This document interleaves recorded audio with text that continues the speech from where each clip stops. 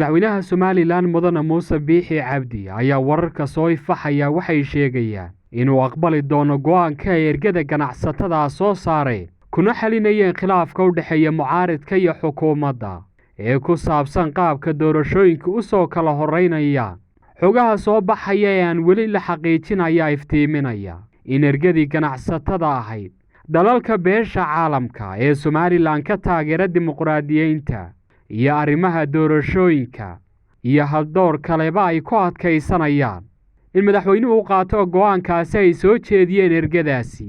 hal marna la wada qabto doorashooyinka ururada iyo madaxtooyada wallow muddo kordhina ay imanaysa labada dhinacba waxaa la soo wariyay in madaxweynuhu ku adkaysanayo in wax kasta dhanka sharciga loo raaco in haddana uu ka soo dabcay go'aankiisii hore balse uu ku warceliyey in la tashiyo uu soo samaynayo intaasi kadibna go'aanka ugu dambeeya uu la soo wadaagi doono guddida ganacsatada madaxweynaha ayaa isagu maalintii Khamiista sheegay in arrimaha doorashooyinka cid kasta oo cabasho ka qabta ay garsoorka la wadaagto balse aanu jirin jid kale oo lagu xalinayo qadiyadda taagan ila wareedyo lagu kalsoonaan karo ayaa Gobonimo TV la wadaagay in madaxweynuhu u muuqdo mid doorkan u dhagan nuglaanaya ganacsatada isla markaana ay u badan tahay in sanadka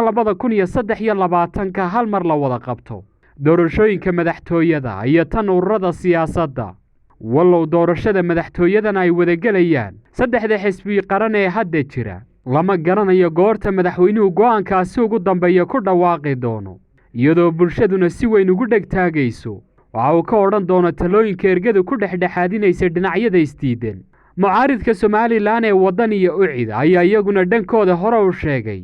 inay soo dhaweynayaan go'aanada iyo talooyinka ganacsatada maadaama ay horeba u siiyeen kalsooniya qanacsanaan wax kasta oo ay go'aamiyaan dhanka kalena xogaha Gobonimo TV helaya waxay intaasi ku darayaan in labada saacadood ee soo socda magaalada Hargeysa ay imanayaan diblomaasiyiin caalamka ka socda oo ujeedada safarkooduna tahay la kulanka dhinacyada khilaafku dhex yaalo iyagoo sidoo kalena wakiiladaasi caalamku soo dirsaday ay kulamo la qaadan doonaan madaxweynaha madaxda mucaaridka iyo madaxda ururada siyaasadda iyagoo u soo jeedin doona in doorashooyinka sida ugu dhaqsaha badan loo qabto maxamed muuse cabdulaahi maxmed jeesto Gobonimo TV Hargeysa